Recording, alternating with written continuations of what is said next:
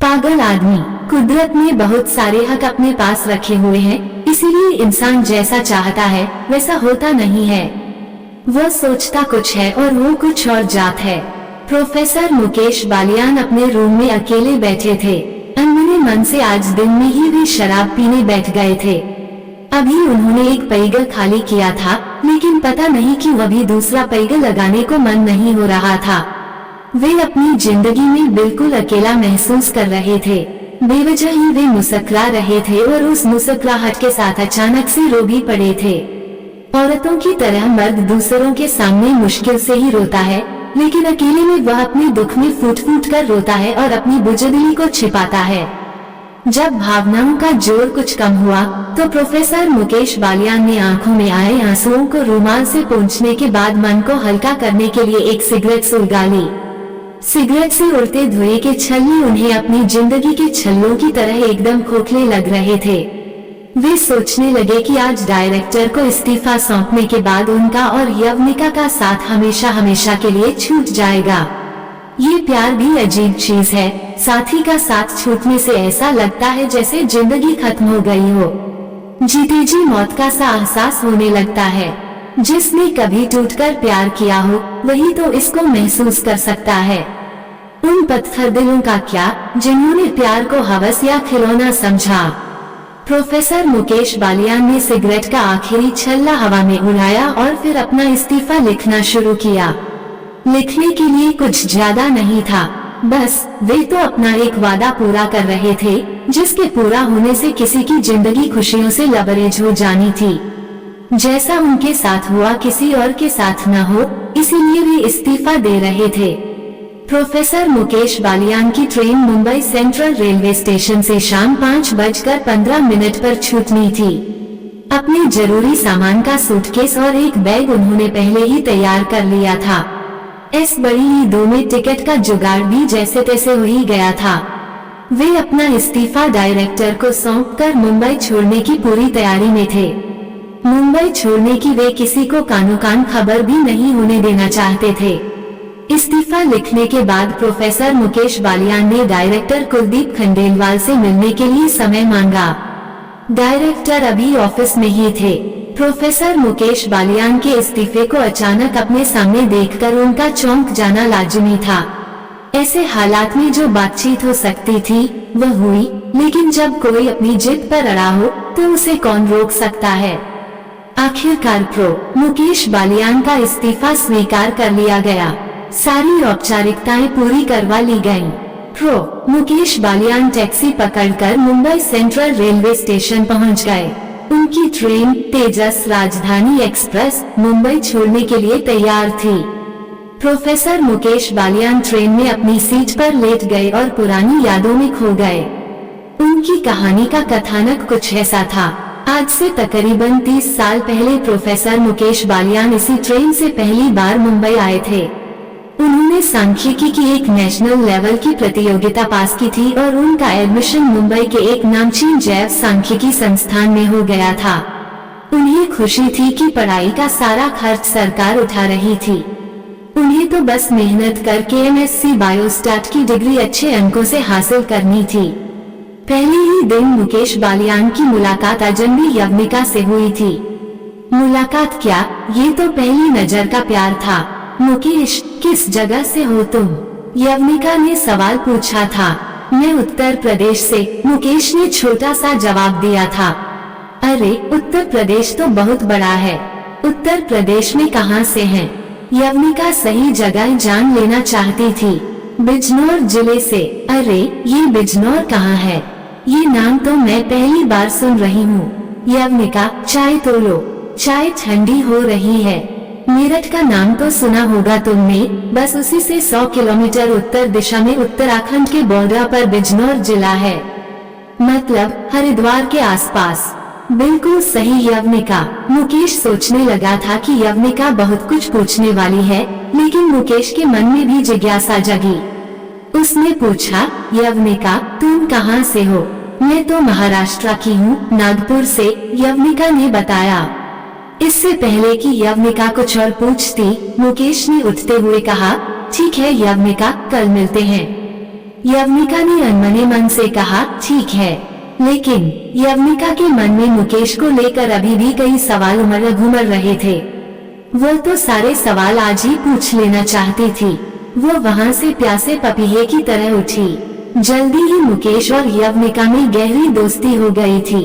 उन दोनों की अच्छी जोड़ी बन गई थी। संस्थान में यह कोई अचंभे की बात नहीं थी। वहाँ तो कई प्रेमी जोड़े थे। ऐसे कई छात्र जोड़े थे जो पहले एमएससी करते, फिर यहीं से पीएचडी करते और यहीं प्रोफेसर बन जाते थे। मुकेश और यवनिका के परिवार वाले भी उनके प्रेम संबंधों के बारे में जान गए थे, लेकिन उन्हें भी कोई एतराज नहीं था। उन दोनों के परिवार सुलझे हुए और समझदार थे। एक बार संस्थान की ओर से हिमाचल प्रदेश के कुल्लू मनाली, शिमला और धर्मशाला के लिए 10 दिन का टूर गया था। यवनिका और मुकेश वहाँ रूमानी दुनिया में खो गए थे। जवानी के जोश में मुकेश सब कुछ कर लेना चाहता था, लेकिन यवनिका ने कहा था, मुकेश, हम कोई नादान बच्चे नहीं हैं जो ऐसी गलती करें। हम जानवर नहीं हैं कि अपनी हवस पर कंट्रोल न रख सकें। हम इंसान हैं। ये सब काम शादी के बाद। उस दिन से मुकेश की नजरों में यवनिका की इज्जत कई गुना बढ़ गई थी। वो देखता था कि हवस के मारे प्रेमी जोड़े कितनी मौज मस्ती में डूबे रहते हैं और फिर आए दिन जानवरों की तरह आपस में ऐसे लड़ते हैं जैसे उनमें कोई शर्म हया बची ही न हो। मुकेश सोचने लगा कि यवनिका कितनी समझदार है। वह चाहती तो मौज मस्ती के लिए कुछ भी कर सकती थी, लेकिन हर चीज का एक दायरा और समय होता है। सच्चा प्यार हवस का गुलाम नहीं होता। प्यार तो जिंदगी में कुर्बानी मांगता है।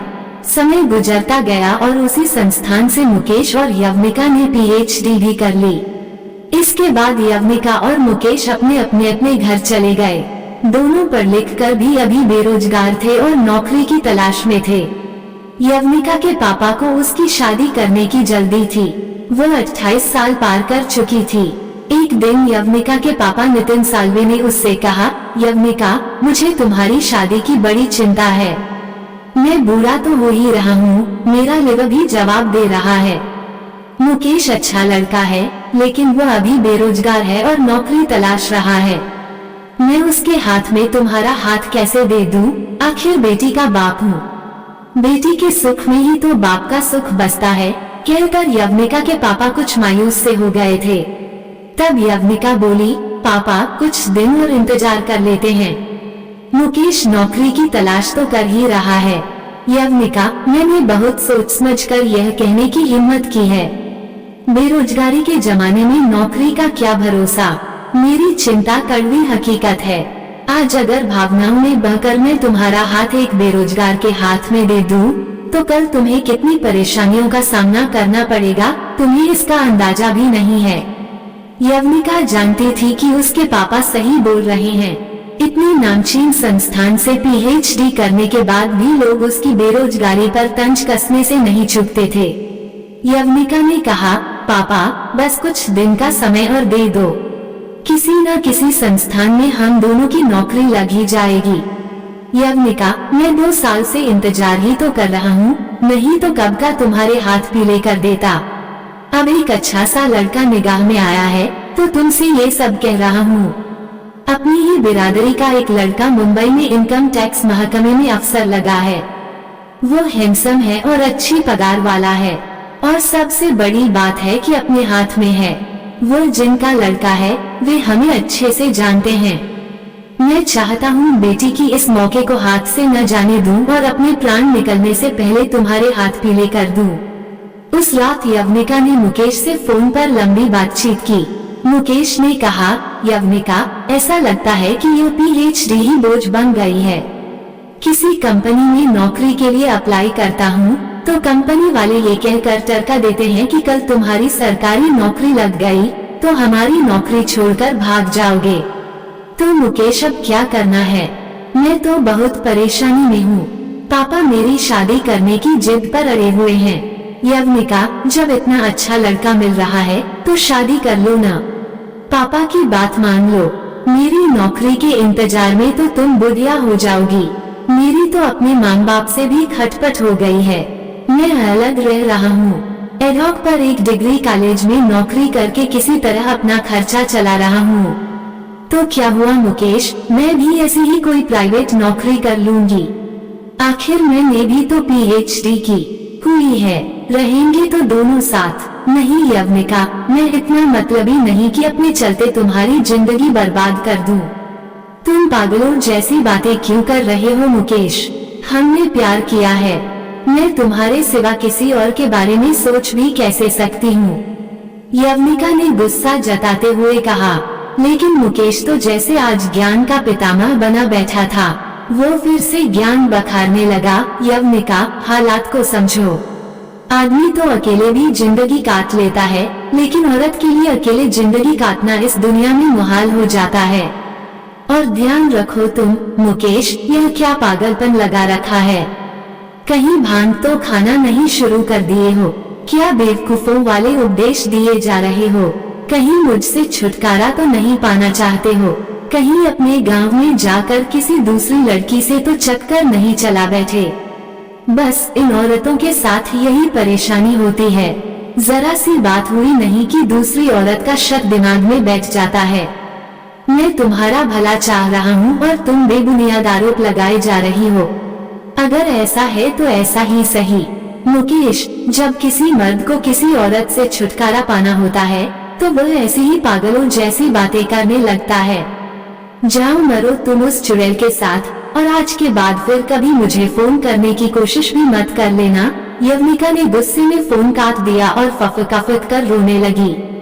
मुकेश भी अपनी बेबसी पर रो रहा था।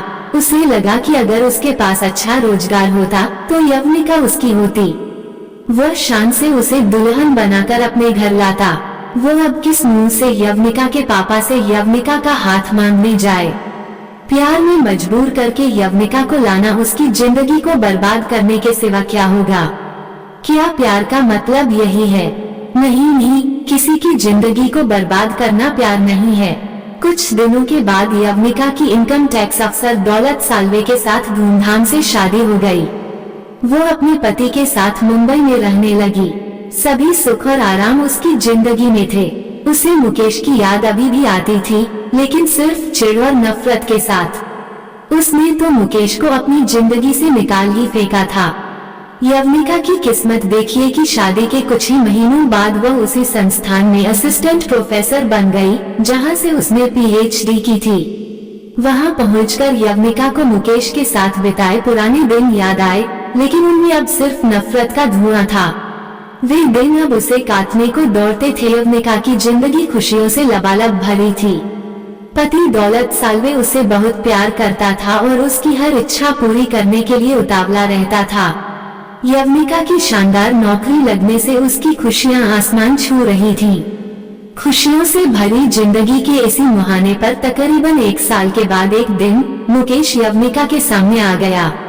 उसे सामने देखकर पहले तो वो हैरान रह गई और फिर बिना सोचे समझे नफरत की आग के साथ तिलक कर बोली, तुम और यहाँ? हाँ, मैं यवनिका, लेकिन तुम मुझे देखकर इतना चौंक क्यों गई हो? अब क्या लेने आए हो यहाँ? मुझे तुमसे कोई बात नहीं करनी है।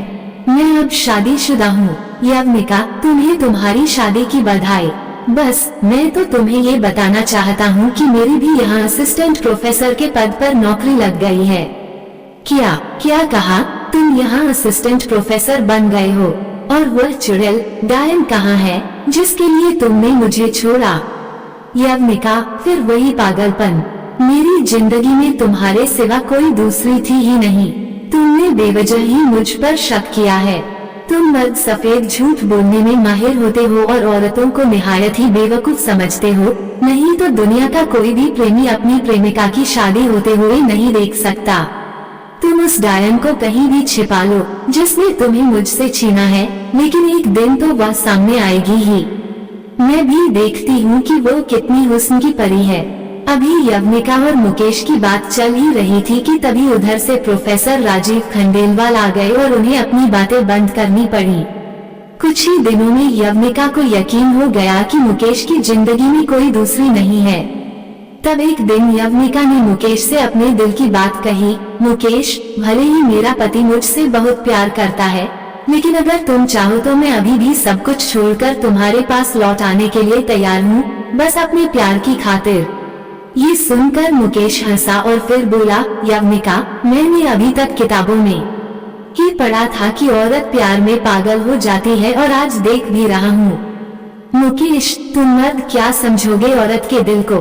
ये पत्थर दिल मर्दों की दुनिया औरत के कोमल दिल को समझ पाती तो ये दुनिया ही अलग होती। छोड़ो इन सब बातों को, अब इनमें क्या रखा है? मुकेश, तुम अपना फैसला सुनाओ। यवनिका, ये सही है कि तुम्हारा फैसला बहुत बड़ा है। एक औरत के लिए प्यार सबसे कीमती चीज है। इसके लिए वह अपनी इज्जत और समाज की भी परवाह नहीं करती है। लेकिन जिस मर्द को तुम इतनी आसानी से पत्थर दिल कह देती हो, वह ऐसा होता नहीं है। वो कम जज्बाती होता है और दुनियादारी की परवाह करने वाला ज्यादा होता है। मैं चाहूँ तो जज्बातों में बहकर तुम्हें भगा ले जाऊं, लेकिन इसके बाद जो होगा उसकी तुमने कल्पना भी नहीं की है। क्या होगा, जरा मैं भी तो सुनूं। सबसे पहले तो यह समाज तुम्हें कलंकिनी कहेगा। तुम्हारा पति अंदर तक टूट जाएगा और तुम्हारे माँ बाप कभी तुम्हें माफ नहीं कर पाएंगे। मुकेश, तुम डरपोक हो। इन बातों से मुझे डराओ मत। अपना फैसला सुनाओ, हाँ या न। यवनिका, मैं इतना मतलबी नहीं कि तुम्हारी जिंदगी में भूचाल पैदा कर दूं और दुनिया हम पर थूके।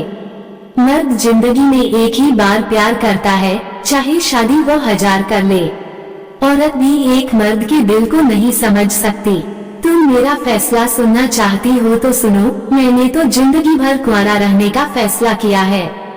ये सुनकर यवनिका अपना सिर पकड़कर बैठ गई, फिर अचानक से बोली, इसीलिए मुझे तुमसे नफरत हो गई है, जिद्दी आदमी। न तुमने तब मेरी बात मानी और न अब मान रहे हो। आखिर क्यों रहोगे तुम सारी जिंदगी कुंवारे, बस मुझ पर आसान चढ़ाने के लिए? लेकिन मैं तो कह रही हूँ कि अब भी मैं तुम्हारे साथ रहने के लिए तैयार हूँ। देखो यवनिका, मैं साफ साफ कह देता हूँ, मैंने तुमसे प्यार किया था और अब किसी और से नहीं कर सकता। एक मर्द ये काम कर ही नहीं सकता कि वो एक बार में 2 औरतों से प्यार करे। हाँ, औरतों को कुदरत ने ये ताकत बख्शी है कि वो एक बार में 1 से ज्यादा मर्दों से प्यार कर सकती है। और जब मैं ये बात कह रहा हूँ तो मैं प्यार की बात कर रहा हूँ, हवस की नहीं। तुमसे बातों में मैं नहीं जीत सकती मुकेश। यवनिका, आखिरी बात, प्यार का मतलब सिर्फ शादी करना नहीं होता है। मैं तुम्हारे शरीर को छुए बगैर भी तुमसे प्यार कर सकता हूँ और जिंदगी भर कर सकता हूँ। कहकर मुकेश वहाँ से उठकर चला गया। यवनिका के मन में कई सवाल उठे और खत्म भी हो गए, लेकिन ये सुनकर उसे संतुष्टि हुई कि मुकेश उसे जिंदगी भर प्यार करता रहेगा। बाकी सब बातें यवनिका के लिए छोटी हो गई थी। वो होठों पर मुस्कान लिए अपनी कार की ओर बढ़ गई। सच में मुकेश उसी संस्थान में रहा। 26 साल गुजर गए थे, लेकिन न तो उसने शादी की और न ही उसका किसी लड़की या औरत से कोई अफेयर सुना गया। ऐसा लगता था मानो यवनिका से उसने अपने प्यार को शिद्दत से निभाया था। यवनिका ने एक दिन मुकेश को बताया, मुकेश, अब हम बुढ़ापे की दहलीज पर हैं और मैं इतिहास को दोहराते देख रही हूँ। मैं कुछ समझा नहीं यवनिका, मेरे बेटे दुष्यंत की गर्लफ्रेंड ने बोल दिया है कि अगर दुष्यंत की नौकरी नहीं लगी तो उसके पापा उसकी शादी कहीं और कर देंगे। तुम तो जानते ही हो कि दुष्यंत ने अपनी गर्लफ्रेंड सोफिया के साथ यहीं से PhD की है। अब तुम्हें तो सब पता ही है कि यहाँ नौकरी एकदम से तो मिलती नहीं है, कोई वैकेंसी ही नहीं है। मुकेश ने कुछ देर सोचा और फिर कहा, अगर मान लो कि वैकेंसी क्रिएट हो जाए तब? मैंने डायरेक्टर से बात की है, वे दुष्यंत को इसी कंडीशन पर यही लगवाने को तैयार हैं। तो यवनिका, तुम बिल्कुल चिंता मत करो, कल ही यहाँ एक वैकेंसी क्रिएट होगी। ये सुनकर यवनिका बड़ी जोर से हंसी और बोली, मुकेश, या तो तुम बुढ़ापे में सठिया गए हो या फिर तुमने कोई जादू वादू सीख लिया है। भला ऐसा कैसे हो सकता है कि कल ही यहाँ वैकेंसी क्रिएट हो जाएगी? मैं कह रहा हूँ न, इसलिए ऐसा होगा।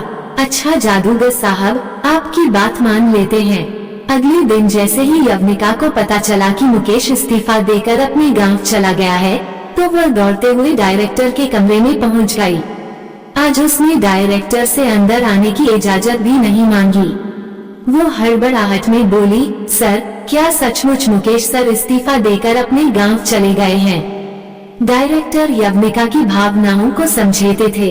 उनके हाँ में जवाब देते ही यवनिका ऐसे बिलख कर रो पड़ी जैसा उसका अपना कोई सगा मर गया हो। मुकेश का जाना यवनिका के लिए किसी हादसे से कम नहीं था। तन भले ही यवनिका ने अपने पति के नाम कर दिया था, लेकिन मन तो उसका मुकेश में ही रमा था। यवनिका के होठों पर बस 2 ही शब्द थरथराए, पागल आदमी। आपको ये कहानी कैसी लगी हमें कमेंट कर जरूर बताएं। इसी तरह की अच्छी कहानियाँ आप यहाँ पर पढ़ सकते हैं। यहाँ उपस्थित शिक्षाप्रद कहानियाँ आपका मनोरंजन करने के साथ दिशा भी देंगी, तो बने रहिए हमारे साथ और हमारे प्रयास को सफल बनाएं।